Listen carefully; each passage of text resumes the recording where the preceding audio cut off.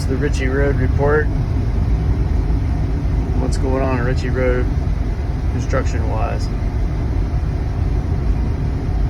Headed towards Startown Road, North Loop. House number 1, house number 2, and 3. Clearing for pad number 4, 5. Here's pad 6, site 7. And I'm guessing they're going to leave these trees. Oh, here's 8.